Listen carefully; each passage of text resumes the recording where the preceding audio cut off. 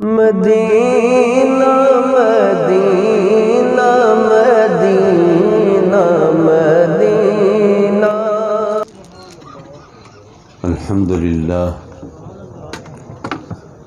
الحمدللہ وکفی وسلام علی عبادہ الذین اصطفی،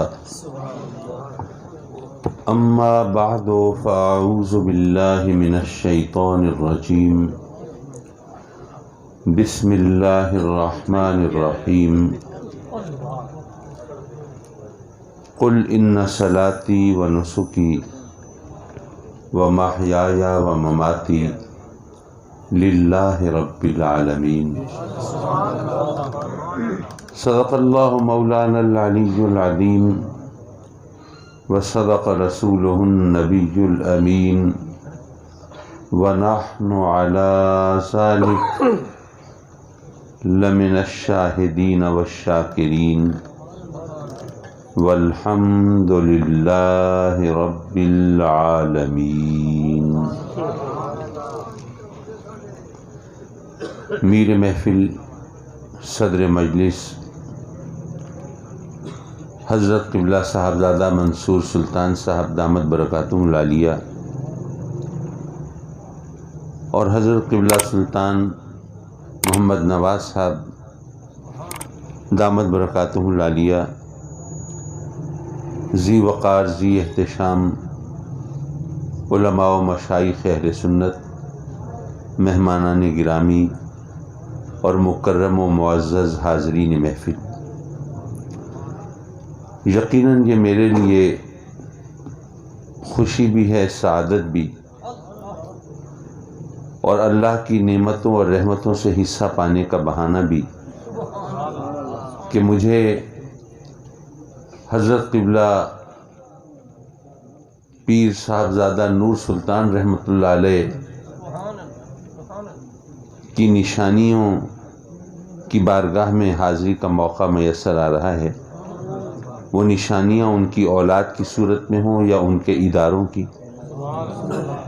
ان کے شاگردوں کی صورت میں ہوں یا ان کے فیض یافتہ مریدوں کی، اللہ تبارک و تعالیٰ سب کو اپنے انعام و اکرام سے سرفراز فرمائے اور اپنی پکڑ سے، قہر و غضب سے محفوظ فرمائے۔ بھکر میں میری حاضری اس سے پہلے حضرت کے والد گرامی کی دعوت پر ہوتی رہی۔ ان کی شفقتیں، ان کی محبتیں، سچی بات یہ ہے کہ آج بھی جب ان کا چہرہ نگاہوں کے سامنے آتا ہے تو یوں نہیں لگتا کہ ہم کسی گزری ہوئی ہستی کو یاد کر رہے ہوں، لگتا ہے وہ اپنی تمام تر شگفتگی کے ساتھ، کلام و بیان کی برجستگی کے ساتھ، وہ بہت تیز کلامی کی عادت کے ساتھ وہ ہماری آنکھوں کے سامنے موجود ہیں۔ رب کائنات ان کے فیوز و برکات کو جاری و ساری رکھے۔ میں صبح ملتان سے چلا اچ شریف پہنچا، حضرت قبلہ مخدوم شمس الدین گیلانی رحمۃ اللہ علیہ کے عرس میں شرکت کی، پھر ضلع مظفر گڑھ کے علاقے جتوئی میں ایک محفل میں حاضری دی، اس کے بعد وہیں بیٹ میر ہزار میں نکاح پڑھایا، پھر ملتان پہنچا جہاں انگلینڈ سے آنے والے دوست ہمارے منتظر تھے، ان سے مل کے پھر میں 9 بجے ملتان سے چلا، اب آپ کی خدمت میں حاضر، اور آپ سے اجازت پا کے میں یہاں سے سرگودھا کے لیے روانہ ہوں گا، اور میرا خیال ہے کہ آگے کی تفصیل میں سوائے وقت ضائع کرنے کی اور کچھ نہیں، لیکن میری تھکاوٹ اپنی جگہ، اعصاب کی شکستگی اپنی جگہ، نیند کا خمار اپنی جگہ، اور آپ کا ذوق اور آپ کا اشتیاق اپنی جگہ۔ حضرات مکرم، رب کائنات نے ہم سب کو عالم ارواح میں جمع فرمایا، اس میں سب تھے، چھوٹے بھی بڑے بھی، نیک بھی بد بھی، امیر بھی غریب بھی، حاکم بھی محکوم بھی، مومن بھی کافر بھی۔ ہم سب کو جمع کیا اور پھر کچھ عہد و پیمان ہوئے، کچھ قول و قرار ہوئے، کچھ وعدے وعید ہوئے۔ الست بربکم، کیا میں تمہارا رب نہیں؟ سب سے پہلے آقائے دو جہاں سرور کائنات نور مجسم صلی اللہ علیہ وآلہ وبارک وسلم نے اس کی الوہیت اور ربوبیت کا اقرار کیا اور بلا کا نعرہ لگایا، کیوں نہیں، بے شک تو ہمارا رب۔ پھر آقا کریم صلی اللہ علیہ وسلم کی دیکھا دیکھی ہم سب نے بھی اس کی الوہیت ربوبیت کو مانا۔ اب انسان جب عالم ارواح سے عالم اجسام میں آتا ہے، عالم امر سے عالم خلق میں آتا ہے، اب یہاں پر اس عالم اجسام کی کچھ مجبوریاں ہیں، یہاں کے کچھ قواعد و ضوابط ہیں، یہاں پر کچھ پابندیاں ہیں، اس کی آنکھوں کے سامنے حجاب ہیں، اس کی نگاہوں کے سامنے نقاب ہیں، اس کے ذہن میں ایک گونج ہے، کسی کو رب مانا تھا، کسی کی الوہیت کا اقرار کیا تھا، لیکن اس ہستی تک اس کی نگاہ کی رسائی نہیں، اسے دیکھنا اس جہان کی پابندیوں کی وجہ سے اس کے لیے ممکن نہیں۔ اب اس کو کھوجنا چاہتا ہے، تلاش کرنا چاہتا ہے، اس کو پانا چاہتا ہے۔ اب اس کی تلاش میں نکلتا ہے تو صحراؤں سے گزرتا ہے، صحراؤں کی وسعت کو دیکھ کر مروب ہوتا ہے اور حسن کو دیکھ کر مبہوت ہوتا ہے، اور ذہن سے وہم گزرتا ہے کہیں یہی تو خدا نہیں، کہ اتنے میں اس کی نظر پڑتی ہے بلند و بالا پہاڑوں پر۔ وہ دیکھتا ہے کہ پہاڑوں کے اندر کر و فر ہے، تم تراق ہے، ایک جاہ و جلال کی کیفیت ہے، شان و شوکت ہے۔ وہ سوچتا ہے کہ وہ ٹیلے تھے پست، یہ پہاڑ ہے بلند، وہ ریت اور مٹی تھی، یہ پتھر ہے، اور پتھر طاقت کا مظہر ہے، اور سجدہ طاقت کو ہوتا ہے۔ وہ ان پہاڑوں پتھروں کے سامنے سجدہ ریز ہو جاتا ہے۔ پھر وہ دیکھتا ہے کہ آگ پتھر کو بھی پگھلا دیتی ہے۔ وہ سوچتا ہے آگ کی طاقت پتھر سے زیادہ ہے، آگ کے سامنے تو پتھر پانی ہو جاتا ہے، پھر آگ اس قابل ہے، اس کی پرستش ہونی چاہیے، اس کی پوجا ہونی چاہیے، وہ اس کی پوجا میں لگ جاتا ہے۔ پھر وہ دیکھتا ہے کہ پانی آگ کو بھی بجھا دیتا ہے، اور جب سمندر سے گزرتا ہے دیکھتا ہے حد نگاہ تک پانی ہی پانی، یہ بے حد و بے حساب پانی۔ سوچتا ہے آگ کتنی بھی ہو اتنے پانی کے سامنے تو نہیں ٹھہر سکتی، یہ پھر پانی کی طاقت کے آگے یہ آگ تو کچھ نہیں، پھر اس پانی کی عبادت ہونی چاہیے، وہ اس کی عبادت میں مشغول ہو جاتا ہے۔ پھر وہ دیکھتا ہے کہ چاند جب 14ویں کا چڑھتا ہے تو سمندر کے سینے میں بھی ہلچل مچ جاتی ہے، سمندر جوار بھاٹے اور مد و جزر کی کیفیات سے گزرتا ہے، سمندر کی موجیں بھی مضطرب ہو کر ساحل پہ چڑھ دوڑتی ہیں۔ وہ سوچتا ہے اتنی دور سے چاند سمندر پہ غالب ہو گیا، حاوی آ گیا، اس کی طاقت کی کیا کہنے۔ وہ چاند کی پوجا میں لگ جاتا ہے۔ پھر جب سورج نکلتا ہے تو وہ دیکھتا ہے کہ سورج کے سامنے چاند تو پھیکا پڑ گیا ہے، بے اوقات محسوس ہوتا ہے۔ وہ سوچتا ہے کہ سورج کی چمک دمک ہے، اس کی آب و تاب ہے، اس کی خیرہ کن روشنی ہے، اور سورج کے آگے تو چاند کا چراغ نہیں جلے گا۔ وہ کہتا ہے کہ نہیں، سورج کی عبادت ہونی چاہیے، وہ اس کے آگے سجدہ ریز ہو جاتا ہے۔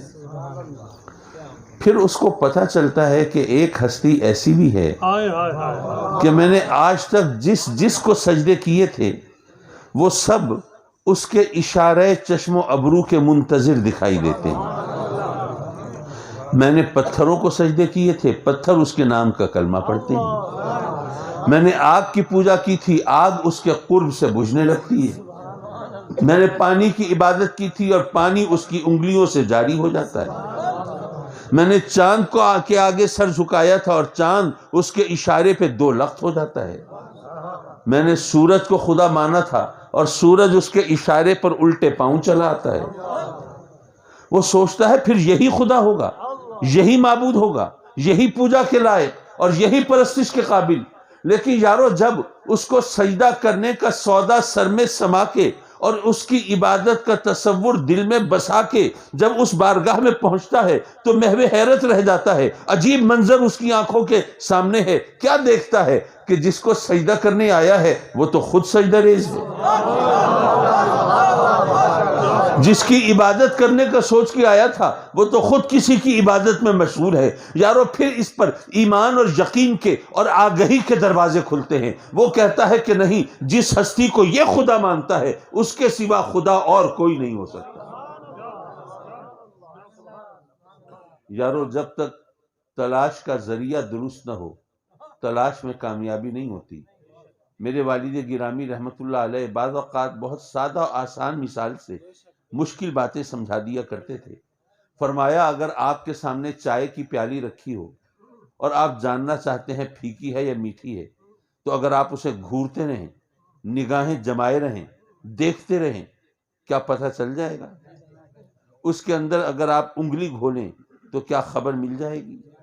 اس کو اگر سونگھیں تو کیا اس کی مہک، اس کی خوشبو کیا پتہ دے دے گی؟ اگر اس گرما گرم چائے کو کسی طرح کان میں ٹپکانے کی کوشش کریں تو کیا مٹھاس کا علم ہو جائے گا؟ یا اگر آپ اس چائے پر کوئی ریاضی کے فارمولے اپنائیں یا اپنی عقل و دانش کے تیر چلائیں تو کیا آپ کو اس کی مٹھاس کے بارے میں پتہ چل جائے گا؟ یارو بڑی سیدھی سی بات ہے. اس چائے کو اٹھا کر چکھ لیجئے، زبان بتا دے گی کہ چائے پھیکی ہے کہ میٹھی ہے. جب تک تلاش کا ذریعہ درست نہ ہو اس وقت تک تلاش میں کامیابی نہیں ہوتی. یارو اگر اپنے رب کو ڈھونڈو گے اپنی آنکھوں سے، اس کو ڈھونڈو گے حواس و اعصاب سے، اگر اس کو ڈھونڈو گے اپنی عقل سے تو پھر گمگشتہ منزل ہو جاؤ گے، بھٹک جاؤ گے. کبھی انسان اشرف المخلوقات، مخدوم کائنات، صانع ازل کا شاہکار اعظم کبھی جانوروں کی پوجا کر رہا ہے، کبھی پتھروں کے سامنے جھکا ہوا ہے، کبھی درختوں کو خدا مان رہا ہے، کبھی مناظر کائنات کو معبود تصور کر رہا ہے. یارو اس کو رب کا پتہ ملا ہے تو اس وقت جب یہ دامن رسالت سے وابستہ ہوا.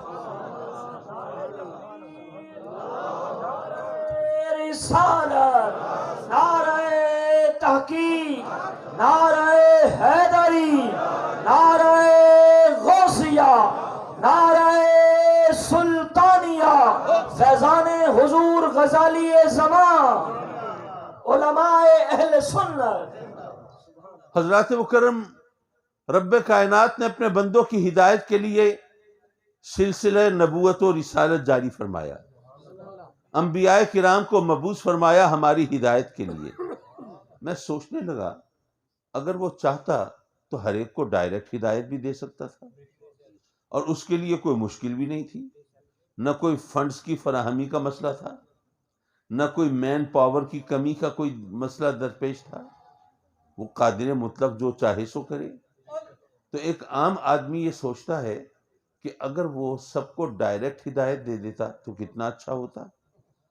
نہ یہ فتوے دیے جاتے، نہ مناظرے ہوتے، نہ مباہلے ہوتے، نہ ایک دوسرے کی ٹانگ کھینچی جاتی، نہ ایک دوسرے کے گریبانوں میں ہاتھ ہوتے، نہ فساد ہوتا، نہ ہنگامے ہوتے، نہ تخریب کاری، نہ دہشت گردی، نہ منافقت، نہ دھوکہ دہی. یہاں پر سب سیدھے سچے راستے پر ہوتے، صراط مستقیم پر ہوتے، بھٹکنے سے محفوظ رہ جاتے. کتنا اچھا ہوتا. لیکن میں عرض کروں گا کہ یہ سطحی سوچ ہے.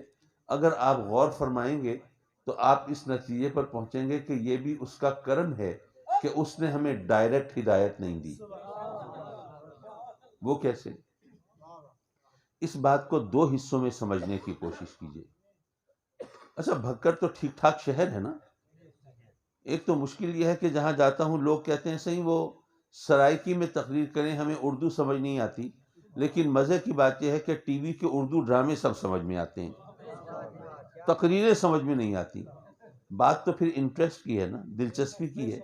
مجھے یقین ہے جس توجہ سے آپ سماعت فرما رہے ہیں تو آپ یقیناً میری بات سمجھ رہے ہیں اور سوچ کے اس سفر میں میرے ساتھ ساتھ ہیں. حضرات مکرم رب کائنات نے بندوں کی ہدایت کے لیے انبیاء کرام علیہ الصلوۃ والسلام کو مبعوث فرمایا. وہ اس لیے کہ دیکھیے انسان جو ہے، کہتے ہیں کہ مین از اے سوشل اینیمل، انسان ایک معاشرتی جانور ہے۔ کیا مطلب؟ آپ باقی جانوروں کو دیکھیں، وہ اپنی بھٹ میں، اپنی کچھار میں، اپنے بل میں، اپنے ٹھکانے پر نرمادہ زندگی گزار لیتے ہیں۔ ان کے بچے بھی ہوئے تو بڑے ہوئے، انہوں نے بھی اپنا راستہ علیحدہ ڈھونڈ لیا۔ وہ شہر نہیں بساتے، بستیاں آباد نہیں کرتے، کسی معاشرے کی بنیاد نہیں رکھتے۔ یہ انسان ہے جو مل جل کر رہتا ہے، وہ اس لیے کہ اس کی ضرورتوں کے گھیرے بہت پھیلے ہوئے ہیں۔ ہم تقسیم کار کرتے ہیں، اپنے اپنے ذمے کام لیتے ہیں، مل جل کر رہتے ہیں، تبھی زندگی گزار پاتے ہیں۔ ورنہ اکیلا آدمی ہو اور اسی کو اپنی سب ضرورتیں پوری کرنی ہو تو اس کے لیے تو دنیا عذاب ہو جائے۔ ہم مل جل کر رہتے ہیں، تقسیم کار کرتے ہیں۔ کوئی ہوگا جو زمین سے خوراک اگائے گا، کوئی ہوگا جو کپڑا بنے گا، کوئی ہوگا جو کپڑے کو لباس کی شکل دے گا، کوئی ہوگا جو جوتا بنائے گا، کوئی ہوگا جو برتن تیار کرے گا، کوئی ہوگا جو علاج معالجے کی سہولتیں فراہم کرے گا۔ مختلف شعبہ زندگی سے تعلق رکھنے والے لوگ اپنے اپنے کام اپنے ذمے لیں گے، مل جل کر رہیں گے، زندگی آسان ہو جائے گی۔ ورنہ آپ سوچئے، آپ کے بھکر میں صرف ایک حجام نہ ہو، نائی نہ ہو، معاشرے کا کوئی بہت زیادہ قابل ذکر اور اہم فرد تو نہیں گنا جاتا، لیکن اگر ایک حجام نہ ہو پورے شہر میں تو ہم کسی کو منہ دکھانے کے نہ رہیں۔ تو اس لیے یہ ایسا ہوتا ہے کہ ہم سب مل کے رہتے ہیں۔ جب مل کے رہیں گے تو کہیں جھگڑا بھی ہوگا، مفادات کا ٹکراؤ بھی ہوگا، فساد بھی ہوگا۔ جب وہ فساد اور جھگڑا ہوگا تو اس کو نپٹانے کے لیے کوئی قاعدہ بھی چاہیے، قانون بھی چاہیے، ضابطہ بھی چاہیے۔ اب اگر ہر ایک کی طرف ڈائریکٹ وہی آ رہی ہو تو پورے ملک کے لیے آپ ایک قانون کیسے بنا سکیں گے؟ کوئی بھی اٹھ کے کہہ دے نہیں جی مجھے تو وہی اس طرح آئی ہے، تو آپ اس کو کیسے جھٹلائیں گے کہ نہیں اس طرح نہیں آئی، یہ تو اس طرح آئی ہوگی۔ جب ہر ایک کو علیحدہ وہی آ رہی ہو تو پورے ملک کے لیے ایک قانون بنانا ممکن نہیں ہوگا، اور جب ایک قاعدہ قانون نہیں بنے گا تو پھر انسانی معاشرہ تشکیل کیسے پائے گا؟ وہاں پر انصاف کا بول بالا کیسے ہوگا؟ وہاں پر جھگڑوں کے فیصلے کیسے ہوں گے؟ وہاں عدالتیں اپنی کارروائی کیسے کریں گی؟ یہ سارا نظام بگڑ کے رہ جائے گا۔ اس لیے ضروری تھا کہ ہر ایک کو وہی نہ آئے بلکہ اس کی منتخب ہستیوں کے پاس وہی آئے، تاکہ ملک کے اندر ایک قانون، ایک شریعت لاگو ہو سکے۔ پہلی بات۔ اور دوسری بات شاید زیادہ آسان ہو سمجھنے میں، اللہ نے ہم کو ڈائریکٹ ہدایت کیوں نہیں دی؟ دیکھیے اگر ڈائریکٹ ہدایت دیتا، ہم اپنا حال تو خود جانتے ہیں نا، اپنا حال ہمیں کسی اور سے پوچھنے کی ضرورت تو نہیں ہے۔ ذرا اپنے گریبان میں جھانکیے اور خود فیصلہ کیجئے کہ اگر اللہ کی طرف سے کوئی ایسا حکم ہمیں ملتا جو ہماری مرضی کے خلاف ہوتا ہے، جو ہمیں پسند نہ ہوتا، یا جس میں ہمیں بظاہر نقصان نظر آ رہا ہوتا اپنا، تو کیا ہم بس وہ حکم مان لیتے سب کے سب؟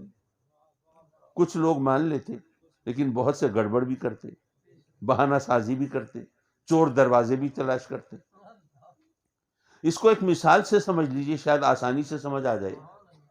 وہ وقت یاد کیجئے جب آقائے دو جہاں سرور کائنات نور مجسم صلی اللہ علیہ وآلہ وبارک وسلم مدینہ المنورہ میں اپنے غلاموں کے جھرمٹ میں وہاں پر تشریف فرما ہیں اور رہ رہے ہیں، بس رہے ہیں۔ اب ایسے میں وہ لوگ جن کی گھٹی میں شراب پڑی ہوئی ہے، شراب مہمانوں کو پیش کرنا یہ ان کا کلچر ہے، یہ ان کی تہذیب ہے، یہ ان کی ثقافت ہے، ایسے میں آیہ کریمہ نازل ہوتی ہے کہ شراب تم پر حرام کر دی گئی۔ اب چشم فلک نے ایسا منظر کب دیکھا ہوگا کہ یارو مدینے کی نالیوں میں شراب بہہ رہی ہے؟ کسی نے شراب بچا کر چھپا کر رکھنے کی کوشش نہیں کی۔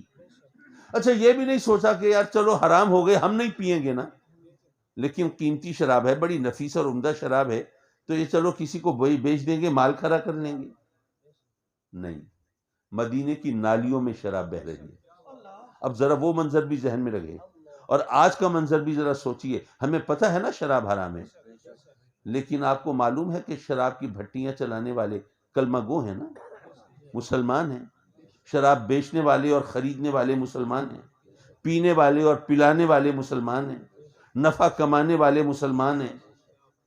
تو اب ذرا سوچئے کہ اگر اللہ کی طرف سے ہر ایک کو ڈائریکٹ وہی آ رہی ہوتی، بھئی ابھی تو احکام ملتے ہیں انبیاء کے ذریعے، ہم سے کوئی حکم دوری ہو جائے، نافرمانی ہو جائے، ہم سے کوئی گناہ سرزد ہو جائے تو چلیے ہم توبہ کریں، رب کی بارگاہ میں استغفار کریں، اس سے معافی کے طلبگار ہوں تو اس کے دریائے رحمت کو جوش آئے، وہ ہمیں بخش دے۔ لیکن اگر ہم پر ڈائریکٹ وہی آتی اور پھر ہم نافرمانی کرتے، کہیں معافی کی گنجائش ہوتی؟ اس کا کرم ہے، اس نے ہمیں ڈائریکٹ ہدایت نہیں دی، انبیاء کے ذریعے ہدایت عطا فرمائی۔ حضرات مکرم، اب ہدایت تو انبیاء کے ذریعے مل رہی ہے، لیکن میرے آقا کریم صلی اللہ علیہ وسلم تشریف فرما ہوئے تو اب در نبوت بند ہو گیا، اب کوئی اور نبی نہیں آئے گا، تو کیا اب لوگوں کو ہدایت نہیں چاہیے؟ ہدایت تو اب بھی چاہیے۔ پھر نبی آنا بند کیوں ہو گئے؟ نبی ہماری ہدایت کے لیے آتے ہیں اور ہدایت اب بھی چاہیے۔ اس کو ایک مثال کے ذریعے سمجھیے، شاید آسان ہو جائے۔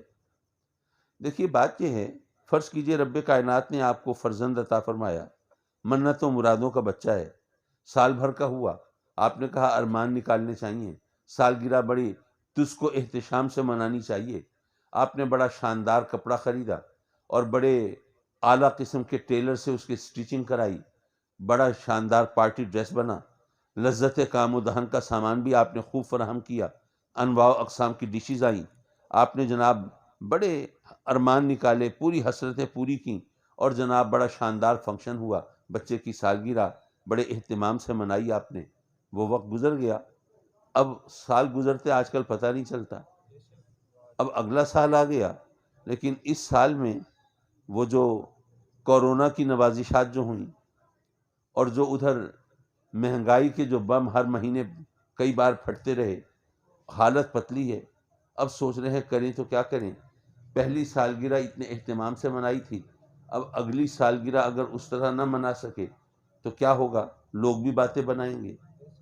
اب دل مٹھی میں آیا ہوا ہے تو بیگم تسلی دیتی ہیں کہ دیکھیں بات یہ ہے کہ اس کا پچھلے سال آپ نے اس کے لباس پہ بڑا خرچہ کر دیا تھا، تو پارٹی ڈریس تھا نا، تو میں نے وہ اتار کے سنبھال کے رکھ دیا تھا، آنے جانے کے کام آئے گا، روز روز تو پارٹی ڈریس نہیں پہنا جاتا، تو وہ اسی طرح رکھا ہے، اس کو داغ دھبے نہیں لگے، بوسیدہ نہیں ہوا، پھٹا نہیں ہے، پرانا نہیں ہوا، آؤٹ آف فیشن بھی نہیں ہے، تو وہ کپڑے تو موجود ہیں، ان پر تو کوئی خرچہ نہیں ہونا، اس کی طرف سے بے فکر ہو جائیے۔ اب ڈشیں آپ نے بہت بنوا لی تھیں، اس میں 2-4 ڈشیں کم کر دیں گے تو لوگوں کو زیادہ احساس نہیں ہوگا، کام چل جائے گا۔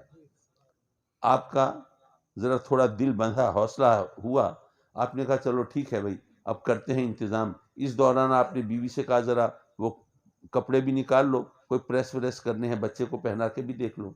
اب جب ڈریس نکالا ہے تو بالکل نیا نکور ہے، اس پہ کوئی داغ دھبا نہیں، کوئی بوسیدہ نہیں ہوا، پھٹا نہیں، پرانا نہیں ہوا، لیکن اب بچے کو پہنانا چاہا تو اس کو آتا ہی نہیں۔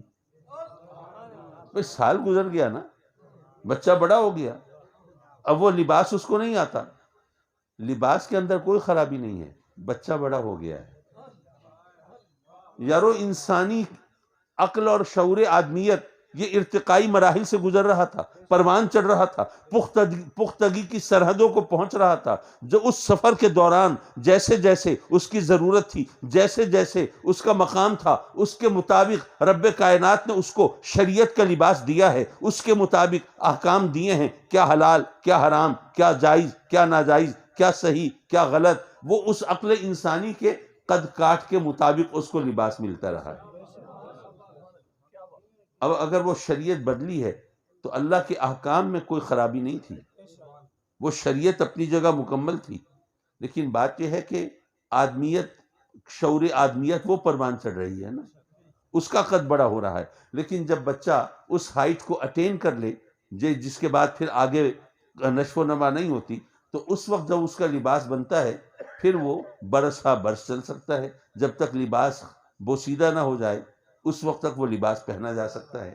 تو یارو پہلے عقل انسانی چونکہ اپنی ارتقائی سفر میں تھی، اس لیے اس کے مطابق، اس کے جسامت کے مطابق اس کو لباس ملتا رہا، شریعت ملتی رہی، لیکن جب وہ اپنی پختگی کی انتہا کو پہنچی تو اب اس کو وہ شریعت ملی جس میں اب اس میں ترمیم کی ضرورت نہیں ہے۔ تو چونکہ اب نئی شریعت نہیں چاہیے اس لیے اب نیا نبی بھی نہیں آئے گا، لیکن بندوں کو ہدایت تو چاہیے نا، تو اب ہدایت کا فریضہ کون انجام دیں گے؟ وہ اولیاء ہیں اور وہ علماء ہیں۔ یہی وجہ ہے کہ جو اولیاء ہیں وہ علماء کے شاگرد ہوتے ہیں، اور جو علماء ہیں وہ اولیاء کے مرید ہوتے ہیں۔ یہ اولیاء اور علماء یہ مل کے چلتے ہیں، امت مسلمہ کی گاڑی کو چلاتے ہیں، اور اس طرح لوگ ہدایت کے راستے پہ رہتے ہیں۔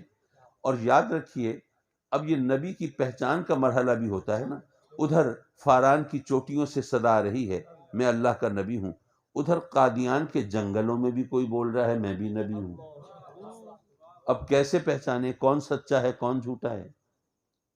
تو ہمیں بتایا گیا، ہمارے مذہب نے ایک اصول وضع کیا اور بتایا کہ جو سچا نبی ہے وہ معجزہ دکھائے گا، جھوٹا نبی کبھی معجزہ نہیں دکھا سکتا۔ اچھا، معجزہ نبی کی پہچان ہے، یہ بھی ذرا سمجھنے کی بات ہے، معجزہ نبی کی پہچان کیوں ہے؟ بھئی نبی پر ایمان لانا ہر ایک کے لیے ضروری ہے نا۔ ایک لفظ بول رہا ہوں، پہلے مشکل ہوتا تھا، اب سب کی سمجھ میں آتا ہے، کسی کو استثناء تو حاصل نہیں ہے، ہر ایک کے لیے ضروری ہے، لازمی ہے کہ وہ نبی پر ایمان لائیں۔ اب جب نبی پر ایمان لانا ہر ایک کے لیے ضروری ہے تو نبی کی پہچان ایسی ہونی چاہیے کہ جس کے سامنے ہر ایک برابر ہو۔ بھئی کوئی عالم ہے کوئی جاہل ہے، اگر نبی کی پہچان کے سامنے سب برابر نہیں ہوں گے تو سب کے لیے ایمان لانا کیسے ضروری ہوگا؟ تو نبی کی پہچان ایسی ہونی چاہیے، کوئی عالم ہو یا جاہل ہو فرق نہ پڑے، کوئی بڑا ذہین ہو عقل مند ہو جینیس ہو یا کن ذہن ہو غبی ہو کم عقل ہو فرق نہ پڑے۔ اب بظاہر سمجھ نہیں آتی یہ کیسے ممکن ہے؟ ایسی کون سی چیز ہو سکتی ہے جس کے سامنے سبھی برابر ہوں، عالم اور جاہل بھی برابر ہوں، اور کن ذہن غبی اور عقل مند اور جینیس وہ سب برابر ہوں؟ تو وہ معجزہ ہے۔ معجزہ نہ عالم کی عقل میں آتا ہے نہ جاہل کی عقل میں آتا ہے، نہ وہ انتہائی ذہین اور جینیس کی عقل میں آتا ہے، نہ کن ذہن غبی اور کم فہم کی عقل میں آتا ہے، اس کے سامنے سب برابر ہیں۔ دوسری بات ایک اور ہے سمجھنے کی، نبی کی پہچان معجزے سے ہوتی ہے۔ پہچانیں گے تو کلمہ پڑھیں گے، پہچانیں گے تو ایمان لائیں گے، پہچانیں گے تو ان کی پیروی کریں گے، ان کے فرامین کو مانیں گے، ان کے احکام کی تعمیل کریں گے۔ گویا پہچان پہلا مرحلہ ہے، پہچان پہلا زینہ ہے، پہچان ابتدا ہے۔ نبوت کی ابتدا معجزے سے ہوتی ہے، اور معجزہ وہ ہوتا ہے جس کے سامنے عقل انسانی عاجز ہو جائے۔ معجزے کی تعریف ہی یہ ہے یارو، نبی کی ابتدا وہاں سے ہوتی ہے جہاں عقل انسانی کی انتہا ہوتی ہے۔ پتہ یہ چلا کہ نبی کو کبھی اپنی عقل کے ترازو میں تولنے کی کوشش نہیں کرنی چاہیے۔ حضرات مکرم، ہر نبی کو اللہ نے معجزہ دیا کیونکہ نبی کی پہچان ہی معجزے سے ہوگی۔ سیدنا سلیمان علیہ السلام کا تخت ہوا کے دوش پہ محو سفر، حضرت داؤد علیہ السلام لوہے کو ہاتھ میں موم کی طرح نرم کر کے دکھا دیتی، سیدنا موسیٰ علیہ السلام نے اپنا عصا مبارک پتھر پہ مارا، پانی کے چشمے ابل پڑے، سیدنا عیسیٰ علیہ السلام نے تو مردوں کو زندہ کر کے دکھا دیا۔ میرے آقا کریم صلی اللہ علیہ وسلم کو بھی بے شمار معجزے ملے، آپ نے پتھروں سے کلمہ بھی پڑھوایا ہے، جانوروں سے سجدے بھی کرائے ہیں، درختوں کو اپنی بارگاہ میں بھی بلایا ہے اور بادلوں کو پھاڑ کے بھی دکھایا ہے۔ بے شک آپ نے چاند کے 2 ٹکڑے بھی کیے ہیں، سورج کو الٹے قدم بھی لوٹایا ہے، یہ سب کچھ معجزے ہیں۔ لیکن علماء نے وضاحت فرمائی کہ آقا کریم کا سب سے بڑا معجزہ قرآن ہے۔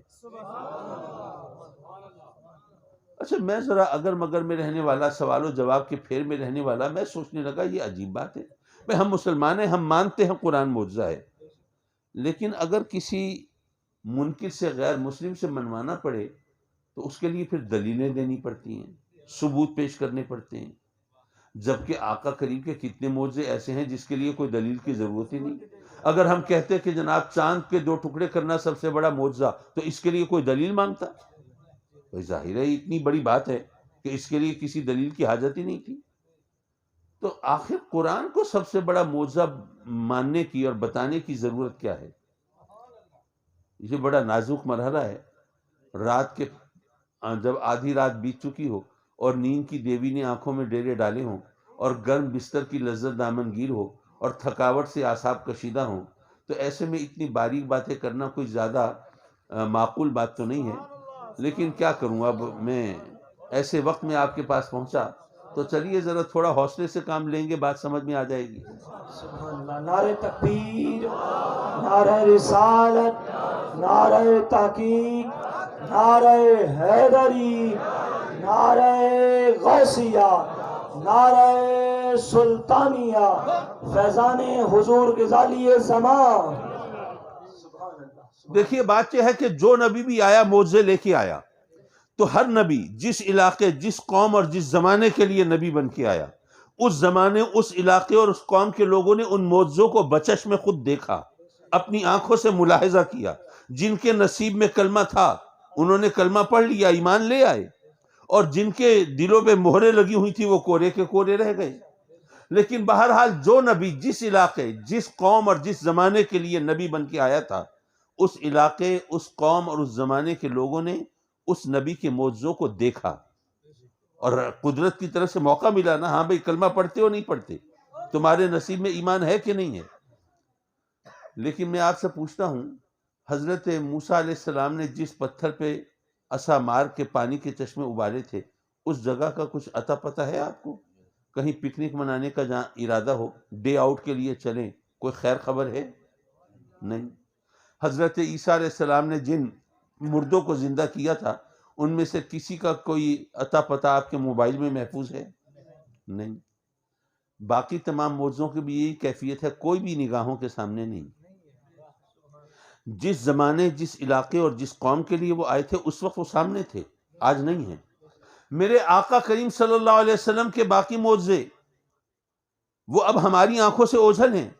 پتھروں نے کلمہ پڑھا تو تھا لیکن ہمارے مشاہدے میں نہیں، جانوروں نے سجدے کیے تو تھے لیکن ہم نے دیکھا نہیں، چاند کے 2 ٹکڑے تو ہوئے تھے لیکن ہم اس کے گواہ نہیں۔ یارو تمام معجزے اپنی جگہ پر، لیکن بات یہ ہے کہ اگر میرے آقا کریم کا دور نبوت اگر قیامت تک چلنا ہے تو کم از کم کوئی ایک معجزہ تو ایسا ہونا چاہیے تھا جو قیامت تک باقی رہے، اور وہ معجزہ قرآن کی صورت میں ہمارے سامنے ہے۔ اس بات کو ایک اور انداز سے بھی سمجھ سکتے ہیں۔ آج اگر ہم کسی غیر مسلم کو اسلام کی دعوت دیں، اس کو کہیں کہ سیدھے سچے راستے پہ آ جاؤ، جہنم کے ایندھن بننے سے بچ جاؤ، وہ کہے کہ ٹھیک ہے آپ دعوت دے رہے ہیں، مجھے قبول کر لینی چاہیے، اسلام قبول کر لینا چاہیے، لیکن آپ کے اپنے دین کا اصول ہے کہ نبی کی پہچان ہوتی ہے معجزے سے، تو آپ اپنے نبی کا کوئی معجزہ دکھائیں گے تو ہم ایمان لائیں گے نا، تو ہم اسے قرآن پیش کر دیتے ہیں۔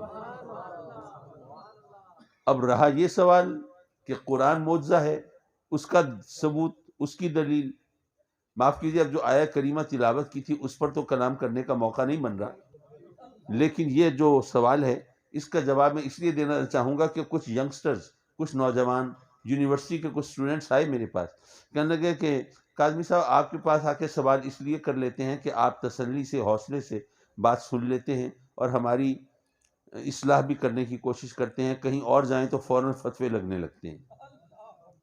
میں نے کہا اچھا فرمائیے کیسے آئے؟ کہنے لگے جی بات یہ ہے کہ ہم تو مانتے ہیں، مسلمان ہیں نا، تو اس لیے ہمیں دلیل کی ضرورت نہیں، ہم مانتے ہیں قرآن معجزہ ہے، لیکن اگر کسی غیر مسلم سے منوانا ہو تو ہمارے پاس دلیل کیا ہے؟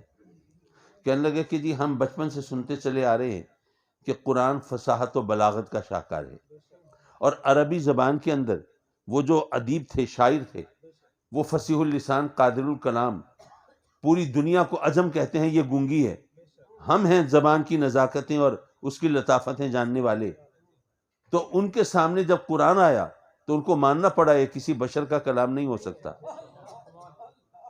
تو اس بنیاد پر اگر قرآن کو اللہ کا کلام کہا گیا اور تمام دنیا کو چیلنج کیا گیا اگر تم اس کو اللہ کا کلام نہیں مانتے تو اس کی مثال لا کے دکھاؤ، تو سب نے اپنی عاجزی کا اقرار کیا، اعتراف کیا اور مانا کہ اس کی نظیر لانا ممکن نہیں۔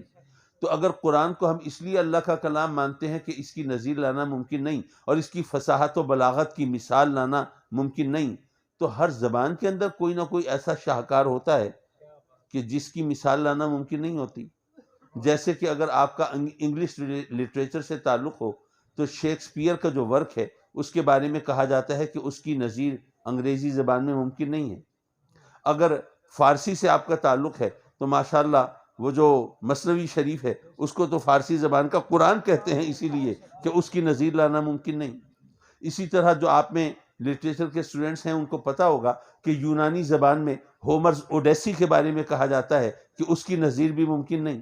اسی طرح اردو میں کلام غالب کو یہ مقام دیا جاتا ہے کہ ہے تو چھوٹی سی کتاب وہ دیوان، لیکن بس وہ اپنی جگہ حرف آخر ہے، اس کی نظیر لانا ممکن نہیں۔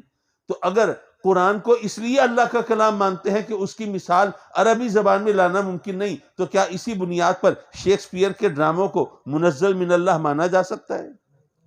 کیا یونانی زبان میں ہومرز اوڈیسی کو ہم اللہ کا کلام مان سکتے ہیں؟ کلام غالب کو بھی کیا وہی تصور کیا جا سکتا ہے؟ تو اس بنیاد پر پھر قرآن کو اللہ کا کلام کیوں مانا جاتا ہے؟ اب یہ ان اسٹوڈنٹس نے یہ سوال کیا۔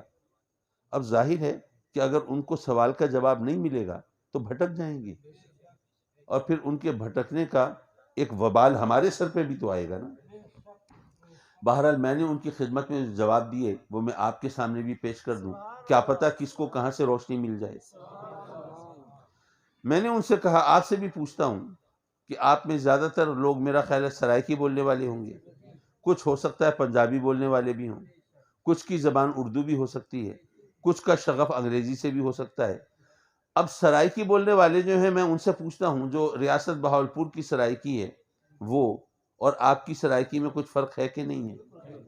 اور ملتان کی ملتانی اور سرائکی وہ بھی تھوڑی مختلف ہے، اور اسی طرح جھنگ کی جو جناتی سرائکی ہے وہ بھی ذرا مختلف ہے، ڈی جی خان کی سرائکی بھی ذرا مختلف ہے۔ اگر پنجابی آپ کی زبان ہے تو لاہور کی پنجابی اور پنڈی کی پنجابی میں کوئی فرق ہے کہ نہیں؟ اور پھر سرگودھا کی پنجابی اور مختلف ہے، اور اگر امرتسر کی پنجابی لائیں تو ماشاءاللہ اور زیادہ مختلف ہو جاتی ہے۔ اگر اردو کی بات کریں تو دلی کی اردو کچھ اور ہے، لکھنؤ کی کچھ اور ہے، اور حیدرآباد دکن کی اردو کچھ اور ہے، اور پنجاب کی اردو کچھ اور ہے۔ اگر انگلش کی بات کریں امریکن انگلش کچھ اور ہے، برٹش انگلش یہ جو انگریزوں کی جو انگلش ہے وہ کچھ اور ہے، اور on the other side of the globe اگر آپ آسٹریلیا اور نیوزی لینڈ میں جائیں تو ان کی انگریزی اور مختلف ہو جاتی ہے۔ تو دنیا کی کوئی بھی زبان لے لیجئے، اس پر 100-200 میل گزریں تو زبان کا مزاج بدل جاتا ہے۔ ایک لفظ ایک علاقے میں کسی اور انداز سے سمجھا جاتا ہے، دوسرے علاقے میں کسی اور مفہوم میں لیا جاتا ہے۔ لیکن ذرا اس وسیع و عریض علاقے کا تصور کیجئے جہاں عربی زبان بولی جاتی ہے، تقریباً پورے افریقہ کے اندر عربی بولی جاتی ہے۔ اب ان ممالک کے درمیان ہزاروں میل کی مسافت ہے، لیکن یارو قرآن کا کوئی ایک لفظ تو ایسا دکھاؤ جو ایک علاقے کے اندر کسی اور مفہوم میں لیا جاتا ہو اور دوسرے علاقے میں کسی اور مطلب میں سمجھا جاتا ہو۔ اور صرف اتنی بات نہیں، ایک اور انداز لکھیے، اگر آپ کی زبان اردو ہے تو آپ دیکھیے دنیا کی کوئی بھی کتاب لے لیجئے، اس کے اوپر کچھ عرصہ گزرے تو بہت سے الفاظ اس کے متروک ہو جاتے ہیں، آبسولیٹ، وہ فرسودہ ہو جاتے ہیں، بوسیدہ ہو جاتے ہیں۔ کلام غالب کو تو کوئی 100-125 سال گزرے ہیں، وہ اٹھائیے اس کے اندر آپ کو 20 الفاظ ایسے مل جائیں گے جو آج کی دنیا میں لوگوں کے لیے اجنبی ہو گئے ہیں۔ شیکسپیئر کا کیا نام ہے، لیکن خود انگریز شیکسپیئر کا ورک خود نہیں سمجھ سکتے جب تک کسی یونیورسٹی کے پروفیسر کے سامنے زانوئے تلمس طے نہ کریں، جب تک ہیلپنگ بکس نہ ہوں، جب تک لغت کا سہارا نہ لیں، وہ شیکسپیئر کو نہیں سمجھ سکتے، کیونکہ وہ ایکسپریشنز، وہ تراکیب، وہ الفاظ وہ بوسیدہ ہو گئے، پرانے ہو گئے، متروک ہو گئے، فرسودہ ہو گئے۔ اردو کی اگر آپ اولین شعراء ولی دکنی کی بات ہوتی ہے کہ جناب اردو کا پہلا شاعر ولی دکنی ہے، اگر آج اس کی شاعری سامنے آئے تو یقین کرنا مشکل ہے کہ یہ اردو ہے، مشکل ہو جاتا ہے۔ تو دنیا کی کوئی بھی کتاب اٹھا لیجئے، اس پہ 100-200 سال گزرے تو اس کے اندر الفاظ بوسیدہ ہو جاتے ہیں، متروک ہو جاتے ہیں، پرانے ہو جاتے ہیں، اجنبی ہو جاتے ہیں، سمجھ میں نہیں آتے۔ لیکن قرآن کو نازل ہوئے کتنا عرصہ گزرا ہے؟ 1500 سال گزر چکے۔ 1500 سال گزرنے کے بعد بھی قرآن کا کوئی ایک لفظ تو ایسا دکھاؤ جس کے بارے میں آج کوئی یہ کہے کہ یار آج کی دنیا کے اندر نا یہ لفظ بوسیدہ ہو گیا ہے، یہ متروک اور فرسودہ ہو گیا ہے۔ یارو وہ کتاب جس کی شگفتگی اور تازگی پر صدیاں گزر جائیں فرق نہ پڑے، اور جس کی تفہیم پر ہزاروں میل کی مسافت ہو جائے لیکن فرق نہ پڑے، وہ کسی انسان کا کلام کیسے ہو سکتا ہے؟ وہ یقیناً کلام الہی ہے۔ تو قرآن معجزہ ہے، اور قرآن کا معجزہ ہونا دراصل یہ ختم نبوت پر دلیل ہے، کیونکہ آقا کریم حضور علیہ الصلوۃ والسلام کا دور نبوت قیامت تک چل رہا ہے، اس لیے قرآن معجزے کی صورت میں قیامت تک ہمارے سامنے رہے۔ حضرات مکرم، میرا خیال ہے کہ جو مجھے پیغام دینا تھا وہ تو میں دے چکا، نصیحت کے طور پر ایک آدھ بات کر دوں اور پھر آپ کی جان چھوڑ دوں۔ وہ اس لیے بھی کہ ظاہر ہے کہ اب تک آپ نے جس صبر اور حوصلے سے مجھ بے سرے شخص کو برداشت کیا ہے، میں یقیناً آپ کو داد دیتا ہوں۔ بس ایک واقعہ جو حضور محبوب الہی نظام الدین اولیاء رضی اللہ تعالیٰ عنہ نے اپنے ملفوظات میں تحریر فرمایا ہے۔ فرماتے ہیں کہ اچھا پہلے یہ ایک بات بتاتا چلوں، آج کل جو ینگسٹرز ہیں، نوجوان ہیں، ان کے سامنے کھوٹے کھرے سکے کی بات ہو تو وہ سمجھتے ہیں یہ صرف محاوروں کی چیزیں ہیں، کیونکہ آج کل تو کوائنس چلتے ہی نہیں نا، سکے نہیں چلتے، تو ان کو کیا پتا کھوٹا سکہ کیا ہوتا ہے اور کھرا سکہ کیا ہوتا ہے۔ لیکن بہرحال جو میری ایج گروپ کے لوگ ہیں ان کو یاد ہوگا ہمارے زمانے میں وہ کھوٹے سکے بھی ہوتے تھے، کھرے بھی ہوتے تھے، یہ صرف کہنے کی اور محاوروں کی باتیں نہیں ہیں۔ حضور محبوب الہی نظام الدین اولیاء رضی اللہ تعالیٰ عنہ فرماتے ہیں کہ فلاں شہر میں ایک اللہ والے تھے، اس سے لو لگانے والے، پینگے بڑھانے والے، اس کے قرب کے درجات کو طے کرنے والے، تو روزی کمانے کے لیے، پیٹ پالنے کے لیے وہ دال روٹی کی چھابڑی لگاتے تھے۔ بزرگ تھے، بوڑھے شخص تھے۔ تو ایک دن ایک نوجوان ان کے پاس گیا اور ایک کھوٹا سکہ دیا اور دال روٹی مانگی۔ انہوں نے وہ سکہ لوٹ پلٹ کے دیکھا۔ اب نوجوان سوچ رہا ہے کہ مجھے واپس کر دیں گے، بھئی یہ کھوٹا سکہ، اس کے بدلے تو سودا نہیں ملے گا۔ لیکن بڑا حیران ہوا، دیکھ بھال کے سکہ گلے میں ڈال دیا، دال روٹی دے دی۔ اب وہ نوجوان سوچ میں کہ یہ دیکھا تو تھا انہوں نے، لیکن پھر بھی قبول کر لیا اور دال روٹی دے دی، کیا چکر ہے؟ تو اس نے کہا کہ ایک ہی مطلب بنتا ہے کہ یہ بوڑھے آدمی ہے نا، نظر کمزور ہو گئی ہے، ان کو پتہ نہیں چلتا، کھوٹے کھرے کی پہچان ہوتی نہیں، صرف پریٹینڈ کرتے ہیں، ذرا دکھاوا کرتے ہیں کہ ہاں میں دیکھ رہا ہوں، مجھے پتہ چلتا ہے، تاکہ لوگ کھوٹے سکے چلائے نہیں نا، تو لیکن ان کو حقیقتاً پتہ نہیں چلتا۔ تو اس نے اپنے گھر جا کے گھر والوں سے کہا بھائی کسی کے پاس کھوٹا سکہ ہو نا، ضائع نہ کرے، فلاں جگہ وہ بوڑھا آدمی وہ دال روٹی بیچ رہا ہے، وہاں جا کے دال روٹی کھا لیں اس سے۔ اچھا گھر والوں نے بھی آزمایا، گئے، کھوٹا سکہ دیا، دال روٹی مانگی، انہوں نے پھر وہ پہلے کی طرح دیکھا بھالا، گلے میں ڈالا، دال روٹی دے دی۔ اب تو کنفرم ہو گیا کہ ان کو نہیں پتہ چلتا۔ تو گھر والوں نے اپنے دوستوں کو، عزیزوں کو، پڑوسیوں کو، ہمسایوں کو، احباب کو جناب بتایا، خوب کھوٹے سکے چلے، اور دیکھتے دیکھتے ان کے پاس ڈھیر لگ گئے بیچارے جو اللہ والے تھے۔ حضور محبوب الہی رضی اللہ تعالیٰ عنہ فرماتے ہیں کہ کچھ عرصے کے بعد ان بزرگ کا دنیا سے رخصت ہونے کا وقت آ گیا۔ اب وہ رب کی بارگاہ میں عرض کرتے ہیں کہ مولا تو جانتا ہے کہ تیرے بندے میرے پاس آتے تھے کھوٹے سکے لے کے، اور میں ان سے وہ سکے لے لیتا تھا اور ان کو سودا دے دیتا تھا، صرف یہ سوچ کے کہ اگر میں نے ان کو سکہ واپس کیا نا کہ کھوٹا ہے، اس کے بدلے سودا نہیں ملے گا، تو آس پاس لوگ کھڑے ہیں، وہ سب اس کو شرمندہ کریں گے، تانے دیں گے۔ شرم نہیں آتی ایک بوڑھے آدمی کو، ایک بزرگ کو تم دھوکہ دے کے کھوٹے سکے چلانا چاہتے ہو؟ کچھ خدا کا خوف کرو۔ تو لوگ کہیں تیرے بندوں کو نادم نہ کریں، شرمندہ نہ کریں، تو مولا تیرے بندوں کو شرمندگی سے بچانے کے لیے میں ان سے کھوٹے سکے لے لیتا تھا، ان کو سودا دے دیتا تھا۔ مولا اب میرا دنیا سے رخصت ہونے کا وقت آیا ہے، میری جھولی میں کچھ روزے بھی ہیں، نمازیں بھی ہیں، عبادت بھی ہے، ریاضت بھی ہے، صدقہ بھی ہے، خیرات بھی ہے، پر مولا تجھ سے بہتر کون جانتا ہے کہ سب کھوٹے سکے ہیں۔ لیکن مولا اگر اس کے باوجود میں تیری بارگاہ میں حاضری کے خیال سے ڈرا ہوا نہیں ہوں، خوف زدہ نہیں ہوں، تو اس کی وجہ یہ ہے کہ میں سوچتا ہوں کہ میں تو ایک عاجز، کمزور، ناتواں، بے حیثیت، لاچار بندہ، میری اوقات کیا ہے؟ اگر میں تیرے بندوں کو شرمندگی سے بچانے کے لیے وہ کھوٹے سکے لے لیتا تھا اور سودا دے دیتا تھا، تو تو رحمان ہے مولا، تو رحیم ہے مولا، تو تواب ہے، تو ستار ہے، تو غفار ہے، مولا تو مجھے یقین ہے کہ تو بھی اپنے اس عاجز و ناتماں بندے کو میدان محشر میں رسوا نہیں ہونے دے گا. اپنے بندوں کے سامنے تو میری بھی لاج رکھ لے گا اور میرے کھوٹے سکے قبول فرما لے گا. قصہ تو سن لیا آپ نے. سبق کیا ملا؟ سبق یہ ملا کہ جو اللہ والے ہوتے ہیں ان کو اپنے زہد و تقوی پہ ناز نہیں ہوتا، اپنی عبادت و ریاضت پہ فخر نہیں ہوتا، ان کو اپنی نیکیوں پر غرور نہیں ہوتا. ان کو اگر بھروسہ ہوتا ہے تو بس اللہ کی رحمت پہ ہوتا ہے، اور رب کائنات بھی پھر ان کا بھروسہ ٹوٹنے نہیں دیتا، پھر اس طرح نوازتا ہے کہ دنیا ان کی عظمت کی معترف ہوتی ہے.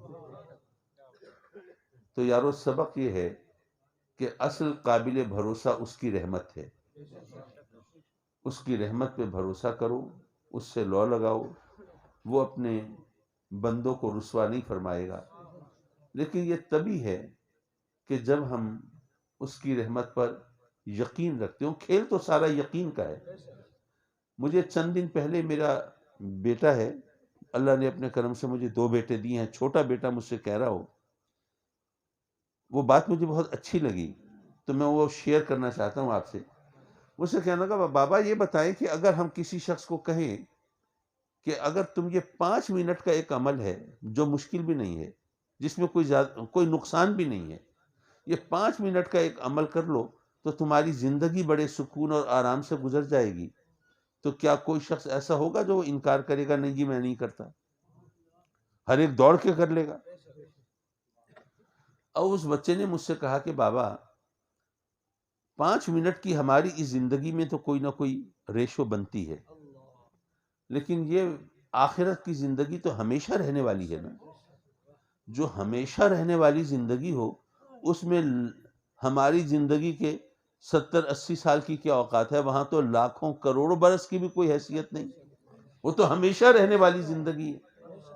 اب ہمیں یہ بتایا ہے کہ وہ ہمیشہ رہنے والی زندگی تمہاری اتنی سہولت و آرام سے گزر سکتی ہے کہ تم سوچ بھی نہیں سکتے، کیونکہ وہ تو جنت میں گزرے گی، اور اس کے لیے تم یہ زندگی تم اللہ کے حکم کے مطابق گزار دو. تو ہم ایسا نہیں کرتے، حالانکہ 5 منٹ کی تو ہماری اس زندگی میں پھر بھی کوئی ویلیو ہے، جبکہ آخرت کی زندگی کے مقابلے میں تو اس زندگی کی کوئی اوقات اور حیثیت ہے ہی نہیں، کوئی ریشو بنتی نہیں. لیکن ہم وہ 5 منٹ تو عبادت کر لیں گے، ریاضت کر لیں گے اور اس طریقے سے گزار لیں گے، لیکن یہ زندگی ہم اللہ کے حکم کے مطابق گزارنے کے لیے تیار نہیں ہوتے. ایسا کیوں ہے بابا؟ میں نے اس سے کہا کہ بیٹے آپ نے اس پر غور کیا ہے؟ آپ کی سمجھ میں کیا آیا؟ کہنے لگا بابا میں تو سمجھتا ہوں سارا کھیل یقین کا ہے. اگر ہمیں یقین ہو کہ اگر ہم یہ زندگی اس طرح گزاریں گے تو وہ زندگی آرام سے گزر جائے گی، تو ہم ادھر ادھر نہیں ہوں گے، ہم مان لیں گے. لیکن اگر ہم شک اور یقین کی سرحدوں پر آنکھ مچولی کھیلتے رہیں گے تو اسی چکر میں رہیں گے، پتہ نہیں یار وہ زندگی ہے بھی کہ نہیں. ہم یہاں پہ من مارتے رہیں، اپنے آپ کو روکتے رہیں، ٹوکتے رہیں، یہ کرتے رہے وہ کرتے رہے، پتہ چلا کہ یہاں پہ سسک کے زندگی گزاری، آگے تو کچھ تھا ہی نہیں، کیا فائدہ. تو سارا کھیل تو یقین کا ہے. جو یقین کی دولت سے مالا مال ہوتے ہیں وہ پھر اللہ کی رحمتوں پر یقین کر کے پھر اس سے پوری طرح فیض یاب بھی ہوتے ہیں. مولا ہم جو کچھ کہتے ہیں اس پر عمل کی بھی توفیق عطا فرما. وآخر دعوانا ان الحمد للہ رب العالمین.